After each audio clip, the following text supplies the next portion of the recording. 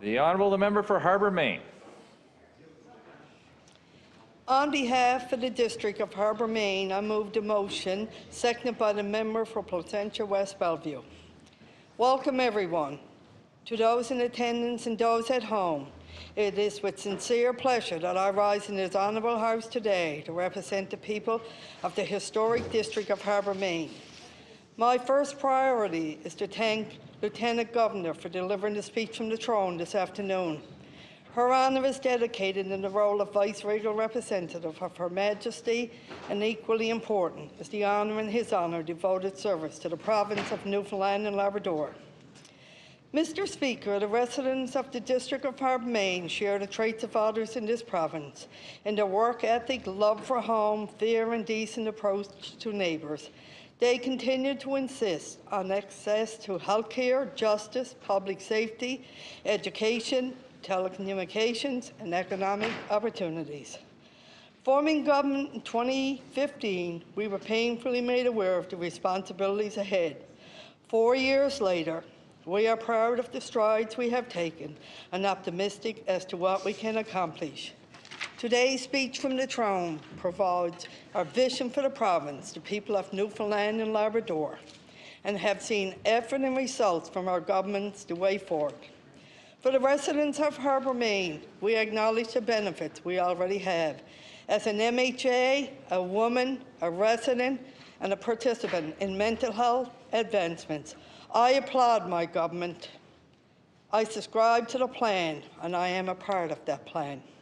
Mr. Speaker, let me just be one to congratulate our Premier, his staff, and the reliable, tireless civil servants who are part of the team that insisted we reach a deal on the Atlantic Accord. We cannot overstate how important this is, and I believe this government addresses it as vital. Thank you, Mr. Premier, Cabinet, the Premier staff and our civil service for an injection of pure positive into our future. Mr. Speaker, Newfoundland and Labradorians have sent a message to this government, and government has responded in areas that need upgrading, refinement, critical thinking, and absolute results. On a personal note, the advancements in mental health approaches do not go unnoticed. I have been exposed to and I have learned so much in the shortcomings of dated mental health initiatives. I am encouraged by the government's proactive direction and significant improvements in a short time span, with the elimination of mental health waiting lists in targeted regions. Especially this means is that this province recognizes that we cannot, absolutely cannot, place a mental health issue, such as a potential of suicide, on a waiting list. This government moved to tackle the issue and has received national recognition in its efforts. In incidents like this, there is no time to wait. Waiting is not an option. I appreciate the redirection of resources so that issues are addressed without extra cost to the province. It is possible to identify, formally implement, and evaluate this. Be mindful of the costs associated with this new approach.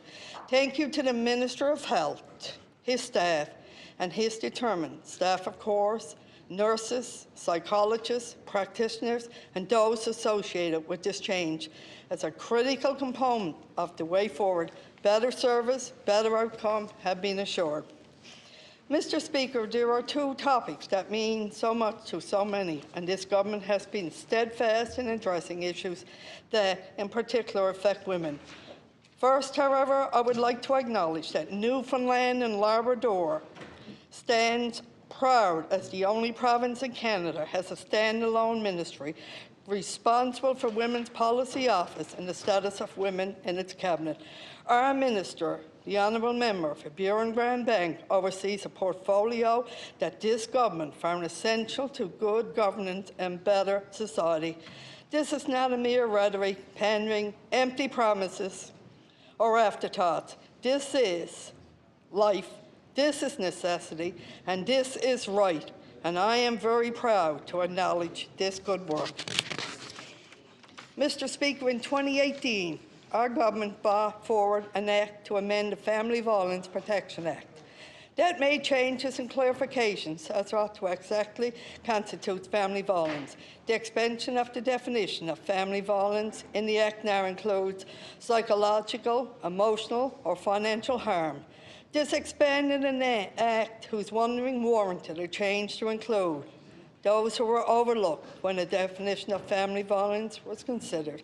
Society has recognized that issues such as these require a broader spectrum, and our government has addressed it urgently. To say that the way forward is a better service, better outcomes have been assured. Mr. Speaker, it is my privilege to also speak today as my role as Parliamentary Secretary for Service Newfoundland and Labrador. Under the direction of Minister, the Member for Placentia St. Mary's, Service NL is making steady progress, providing better services for all residents and building our commitment made in the way forward. The list of accomplishments are many. Last year, amendments were made to the Highway Traffic Act that strengthen our impaired driver legislation in anticipation of the legislation of cannabis in Canada. In December, significant changes to the Residential Tenancy Act came into effect. People will now have the option of early determination from rental agreements, and as a result of domestic violence, once again, our government is helping those in abusive situations to re-establish their lives. Mr. Speaker, I am sure we all consider ourselves as supporters of tourism. Oftentimes, we assure that our province is an easy sell in the promotion of tourism and cultural assets. However, it requires work, dedication, creativity in order to separate what we often compare as to our destinations.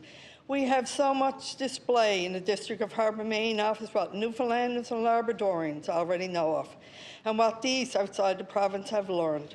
I look forward to summertime events like Cooper's Cove Soiree, the Brickus Blueberry Festival, the Holyrood Squid Fest has grown to match the residential and commercial developments ongoing in Holyrood. New businesses and tourism match up well in Clark's Beach with the Newfoundland Distillery Company.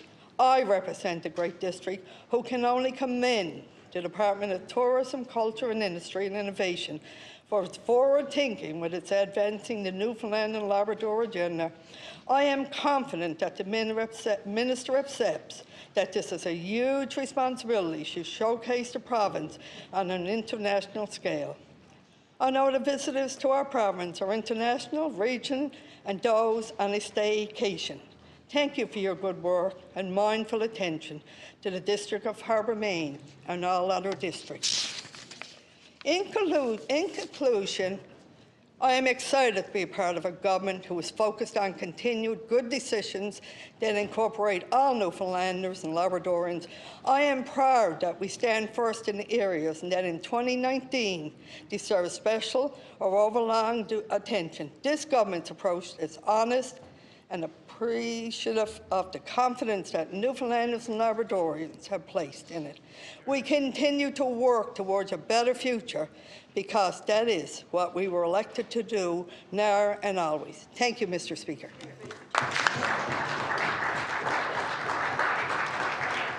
Thank you.